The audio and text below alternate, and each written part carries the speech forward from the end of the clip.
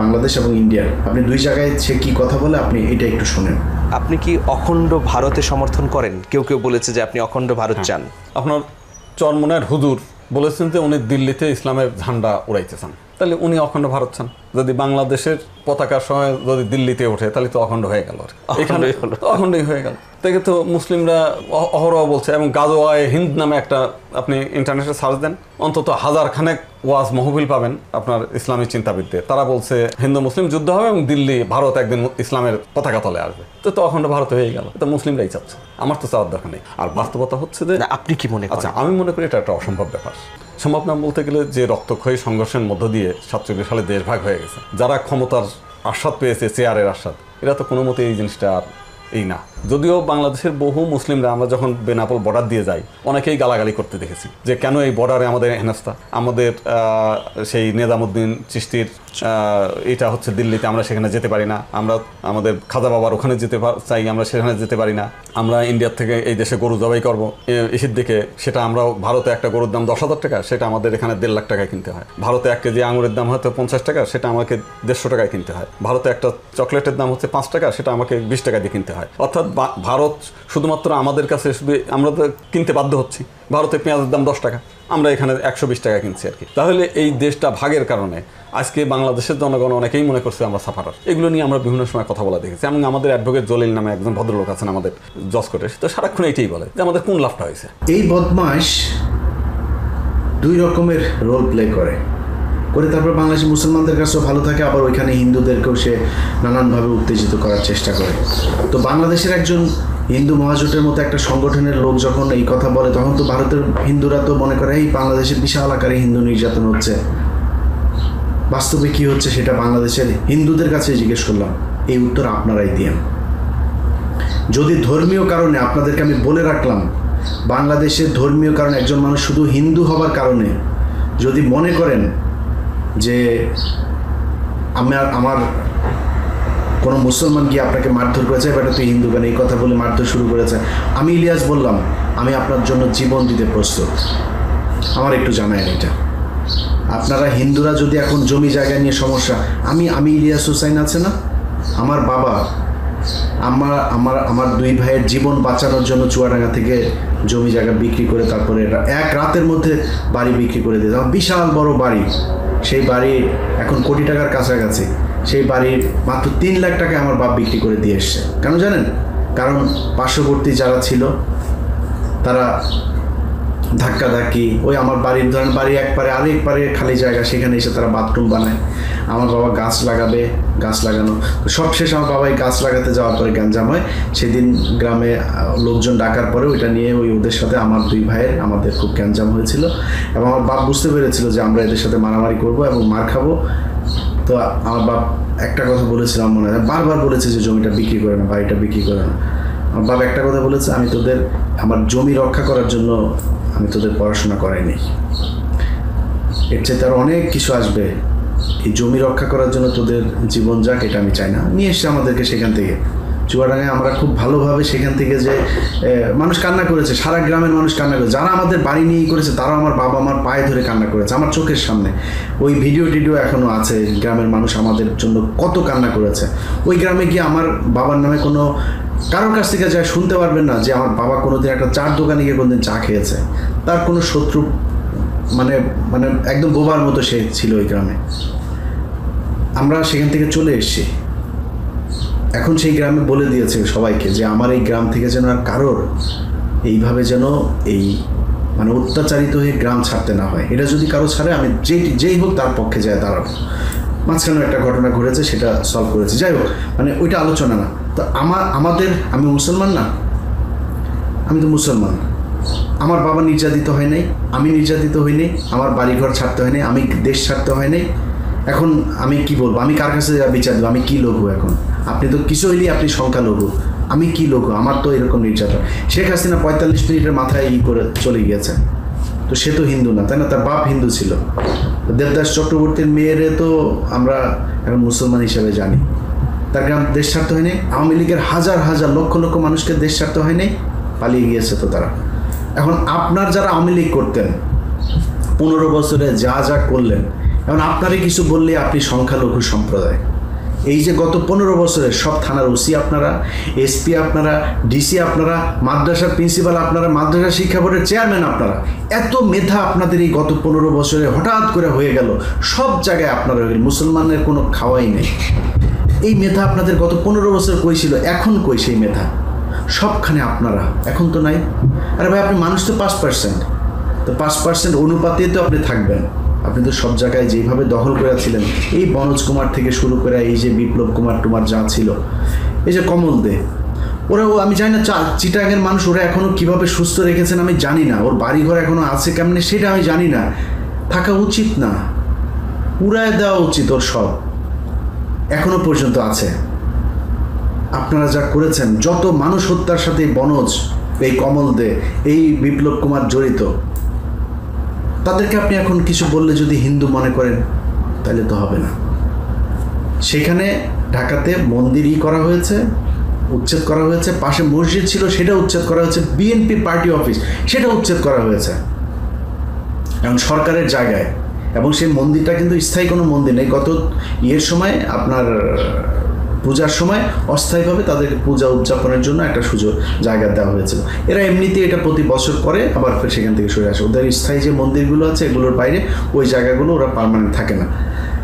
তো এটা ভাঙার পরে ব্যাপক আকারে এই বদমাশ, এই প্রামাণিক মিটিং, মিছিল, বিক্ষোভ, নানান কিছু শুরু করে দিল। ওদের কাজ হচ্ছে ভিডিওগুলো করে করে বিদেশে পাঠানো, আর চুপে চুপে যায় কলকাতার চ্যানেলে গিয়েও সুন্দর করে কথা বলবে না, মুসলমানরা আমাদের উপরে কোনো করেন।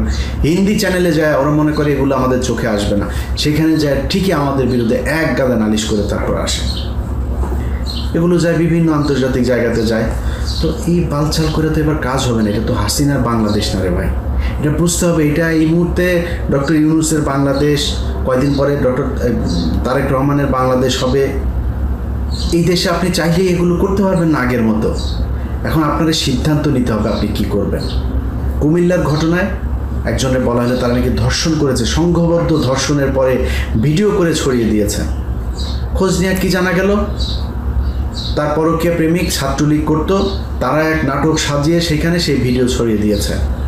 এখন ভাই 15 বছর যা করলেন বাংলাদেশের মুসলমানরা মাফ করে দিল। 15 বছর জ্বালানোর পরে এখনও আপনি জ্বালাবেন আর মাফ করে দেবে কিছু বললেই মব। বাংলাদেশের মানুষের কাছে অনুরোধ থাকলো, আর এক জায়গায় যদি হিন্দুদের এই ধরনের অপতৎপরতা চলতে থাকে, যেখানে হবে সেখানে প্রতিহত করবেন।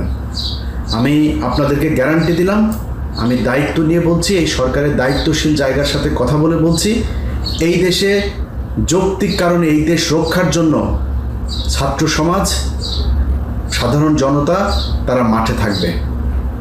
যখন যেখানে অন্যায় থাকবে সেটা প্রতিহত করবে। এরপর থেকে সরকারের কোনো বাহিনী একজনকে মব হিসাবে ট্রিট করে তারপরে তাদেরকে কোনো ধরনের শাস্তি দেবেন। আমি দায়িত্ব নিয়ে বললাম, যেখানে কোনো সমস্যা হবে সেখানে আপনি প্রতিহত করবেন। যেই দেশে আইন শৃঙ্খলা বাহিনী কিংবা সুশীলরা যেই দেশের সমস্যার সমাধান করতে পারে না, সেই সমস্যার সমাধান করবে এই দেশের ছাত্র সমাজ, কারণ তাদের হাত ধরে এই দেশ স্বাধীন হয়েছে। এখন এই কথা বলার পরে অনেকের চুলকানি শুরু হবে। আমরা তো অসহিষ্ণু কেন, অসহনশীল কেন, আমরা মুসলমানরাই কেন আমাদের কিছু বললে আমরা সেটারে নিয়ে আপনার শুরু করে দিই, আমাদের কেন এত সমস্যা হয়, আমাদের ধর্ম নিয়ে আমরা কেন সমালোচনা সহ্য করি না। ধর্ম নিয়ে সমালোচনা সহ্য করে কে, সেটা আমার একটা দেখান তো, এই ধর্মের মানুষজন করে। তসলিমা নাসরিন ভারতে যায়, তারপরে প্রতিদিন ফেসবুক তার যদি ঢুকেন, তার কাজই হচ্ছে মুসলমানদেরকে নিয়ে অমুক দাড়িওয়ালা টুপিওয়ালা দেখেছে রাস্তার মধ্যে একজন, ব্যাস এটা জামাত শিবির, এই যে হুজুর, হ্যাঁ হয়ে গেছে। ওই যদি রবীন্দ্রনাথের সময় বেঁচে থাকতো, এই যে রবীন্দ্রনাথ এই যে সোনাগাজীর পল্লীতে গিয়ে পড়ে থাকতো না মদ খেয়ে, দারু টারু খেয়ে, ও যদি ওই সময় থাকতো, রবীন্দ্রনাথের দাড়ি ও দেখা মনে করতো জামাতের সোনাগাজী পল্লীর এই আমির বোধহয়, এটা ও লিখে ফেলতো যে সোনাগাজী পল্লীর আমির রবীন্দ্র এই যে ওইখানে পড়ে আছে। চিনেও না, জানো না, শুধু দাড়ি, মুখে দাড়ি দেখেছে, ওর চুলকানি শুরু হয়ে গেছে। অথচ যেই দেশে আছে, যদি সমালোচনা করতে চান আপনি ধর্ম নিয়ে সমালোচনা করবেন, কার ধর্ম নিয়ে আপনি সমালোচনা করতে পারবেন না বলেন? কিন্তু যদি বলেন যে আমরা এখন সমালোচনার একটা প্রতিযোগিতা করব, ভারতে যা করা যাবে পৃথিবীর কোনো ধর্মকে তা করা যাবে না। মুসলমান, খ্রিস্টান আর ইহুদিদের এই তিন ধর্মের তো মানে বেসিক অনেক কিছু মিল, অনেক মিল। হাস্যকর যদি নাকি আপনি করতে চান, ইন্ডিয়াতে যেতে হবে। অথবা আপনি সমালোচনা করবেন, আপনি সমালোচনা সহ্য করবেন। ফেসবুকের ফুডাররা পর্যন্ত তসলিমা নাসরিন বন্ধ করে রাখে, এরপরে তারা আমাদের সবক দেয় আমরা সমালোচনা সহ্য করি। তোর ফেসবুকের ফুডা খোলাগে, তোর যদি এত মানুষ যদি তোর পক্ষে থাকে, তুই তো ভারতে গিয়ে বসে আস, পশ্চিমবঙ্গের সব হিন্দুরা তোর পক্ষে থাকবে, সমস্যা কোথায়? সহ্য কর। আমরা তো আমি ইলিয়াস হুসাইন তো আজ পর্যন্ত কারোর কমেন্ট ব্যান করি নাই, কারো তো ব্লক করি, যার মনে চায় বলবে। আমার পোস্ট যেটা খারাপ হবে, আমি তো ফেরেশতা না, আমি তো যা বলবো সেটাই কোরআন না। তো আমার অনেক কিছু মিথ্যা হইতে পারে, আমার এই মানে ভুল হইতে পারে, আমার অনেক কিছু আমার কি বলে মানে আমি ভুল করতে পারি, যে আমার ধরেন একটা বিষয় নিয়ে আমি একটা জিনিস জেনেছি, সেটা অন্য কিছু আমি একজনের ব্যাপারে বলছি, আমার কৌশলটা একরকম হবে, আরেক রকম হইতেই পারে। সেখানে আমার যারা দর্শক আছে তারা আমাকে বলবে যে ভাই আপনার এই জিনিসটা বোধহয় ঠিক না, এটা এরকম, আমি সেখান থেকে লেসন নিব। আপনি আপনার ফুটা বন্ধ করে দিয়ে তারপরে আপনি বলেন আমাদেরকে মুসলমানদের সমালোচনা সহ্য করতে। ভাই, সমালোচনা কারা কতটুকু সহ্য করে না আমরা জানি। আজকে বলেন পৃথিবীর বিভিন্ন দেশে দেশে যায়, তারপরে সব ধর্মের গ্রন্থ আমরা পড়াবো একই সাথে, কোরআন পুরাণ, বাইবেল পুরাণ, তারপরে এই কি বলে হিন্দুদের গীতা পুরাণ, সব ধর্মীয় গ্রন্থ যা যা আছে সবগুলোরই নিয়ে পুরাণ। আমি সহ্য করবো, আপনি সহ্য করবেন? যেই দেশে পুলিশ পাহারা দিয়ে তারপরে কোরআন শরীফ পড়ানোর ব্যবস্থা করে দেওয়া হয়েছিল, সেই দেশের সংখ্যাগুরু যে ধর্মীয় গোষ্ঠী আছে তাদেরটা নিয়ে পড়াইতে দেন, তো আমি পড়াইতে চাই, দিবে কিনা জিজ্ঞেস করেন, যায় দিবে কিনা? সব ধৈর্যের পরীক্ষা খালি আমি মুসলমান, আমারই দেওয়া লাগবে, আর কারোর কোনো ধৈর্য নাই। যা মনে চায় তাই বলবেন, আমার ধর্ম নিয়ে আমি সহ্য করব, এত সহজ না। আমার ধর্ম আপনার ধর্ম নিয়ে কটাক্ষ করার সেই স্বাধীনতা দেয় নাই, কিন্তু আমার ধর্মীয় যে অনুভূতি, আমার ধর্মীয় যেই শ্রদ্ধার জায়গাগুলো, সেগুলো রক্ষা করার দায়িত্ব দিয়েছে। এখানে সোশ্যাল মিডিয়াতে দেখে বললাম না, অনেক কঠিন আমাকে দায়িত্ব দেওয়া হয়েছে এটার জন্য। সেটা যদি করা হয় তাহলে কিন্তু অনেক বড় বিপদে পড়বেন। আমি হিন্দুদের কাছে হাত জোর করে ভাই ক্ষমা চাই, যে ভাই এই দেশে আপনাদেরকে নিয়ে আমরা শান্তিতে থাকতে চাই। ইসলাম ধর্ম পৃথিবীতে শক্তি প্রয়োগ করে আসে নাই। এই ইসলাম যতবার প্রস্ফুটিত হয়েছে, যতবার এটা স্ফুলিঙ্গের মতো ফুটে উঠেছে, ততবার ইসলাম প্রচণ্ড খারাপ অবস্থায় ছিল। ইসলাম সবসময় খারাপ অবস্থা থেকেই উঠেছে, ভালো অবস্থা থেকে ইসলাম কখনো ভালো কিছু করতে পারে নাই। ভালো অবস্থা থেকে তাদের অবনতি হয়েছে সবসময়। অতএব এই দেশে এই হাতে গোনা কয়েকজন মানুষ এসে না পুরো ভারতবর্ষকে একদম, এগুলো ইতিহাস, ওটা নিয়ে আর বললাম না, বললে আবার সোশ্যাল মিডিয়া যেহেতু বহুত কথাবার্তা কাটটাট করে অনেক কিছু করে ফেলতে পারেন, যে কারণে আর বলছি না।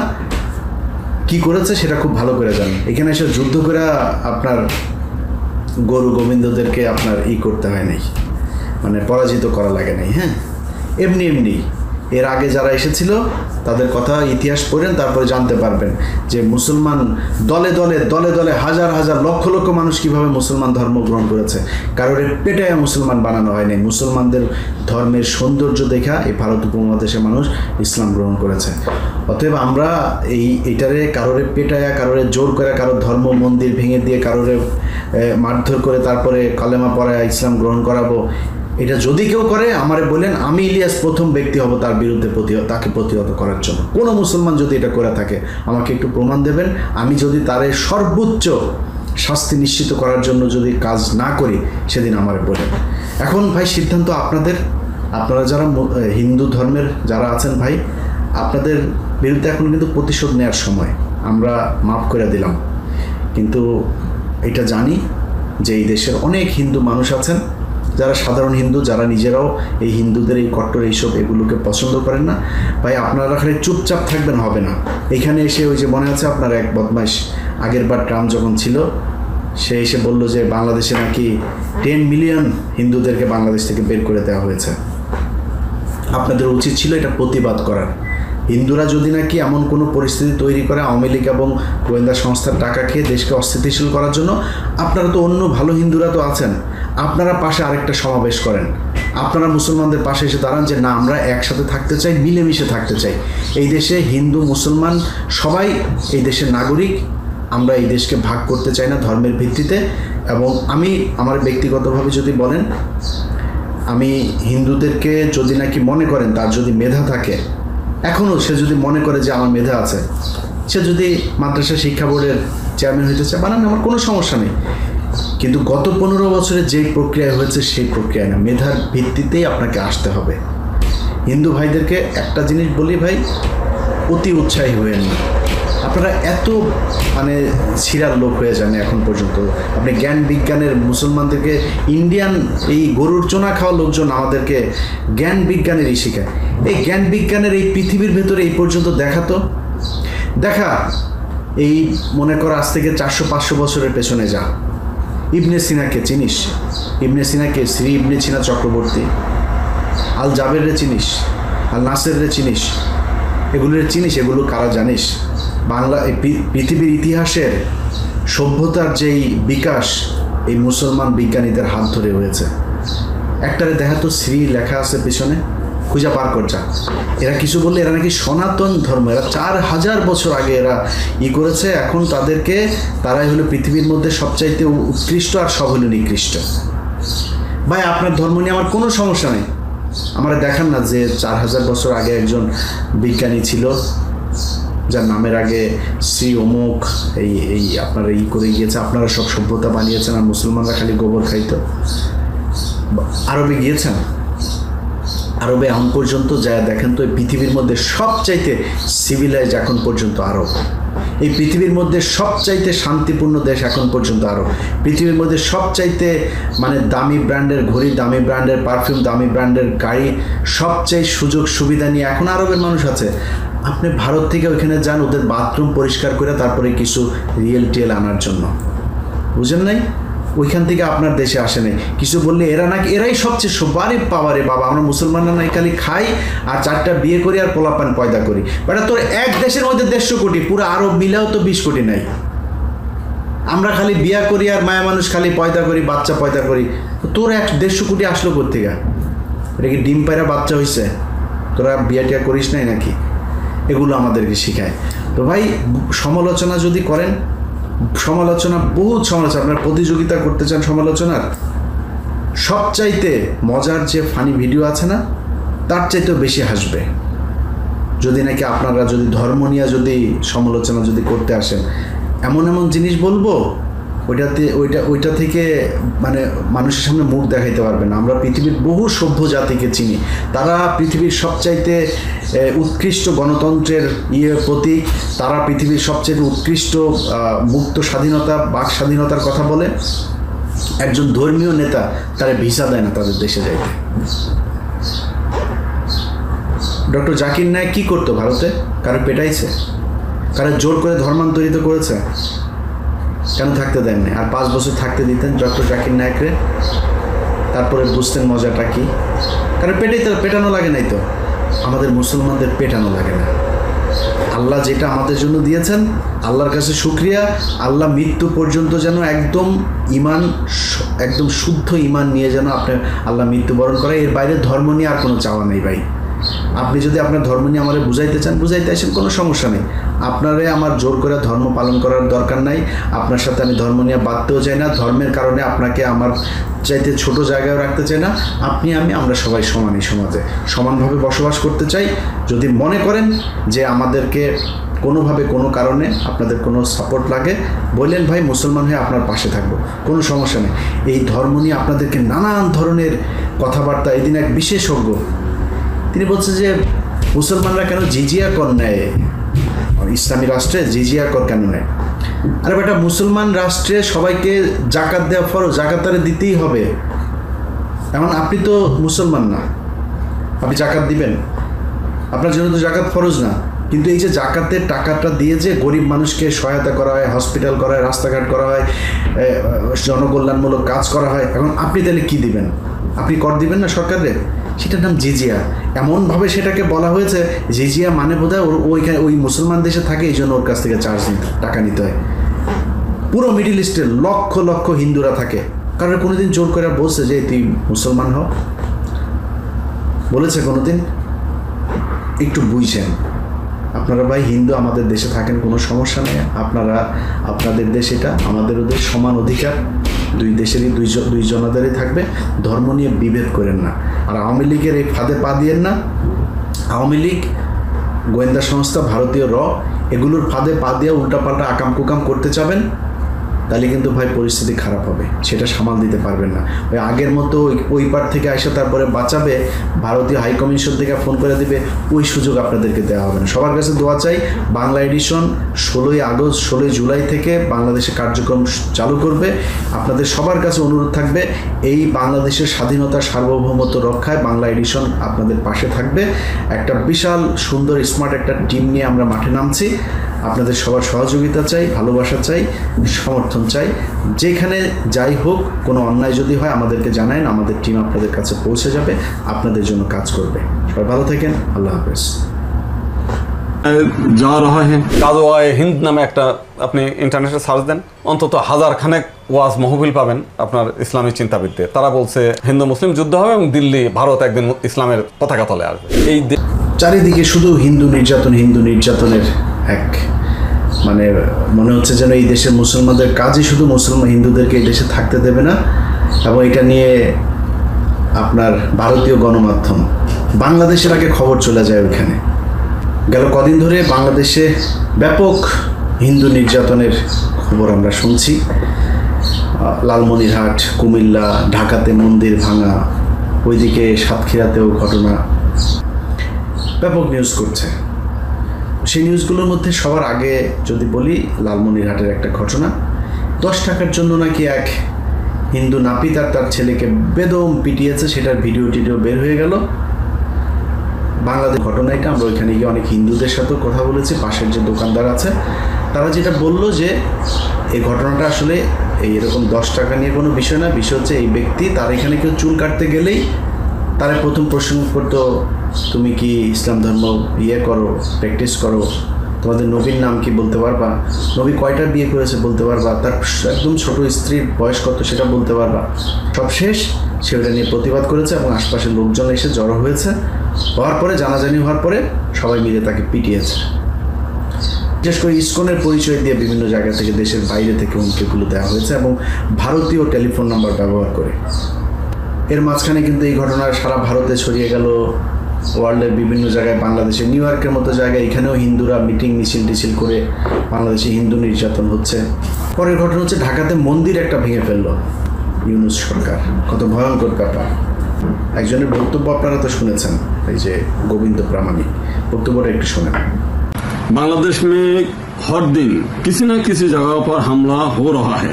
जमीनों पर कब्जा, लड़कियों का अपहरण, बलात्कार, झूठ धर्म का अपमान करने बयाने गांव के गांव जला जा रहा है। घर व्यवसाय लूटपाट धर्मांतरकरण किया जा रहा है।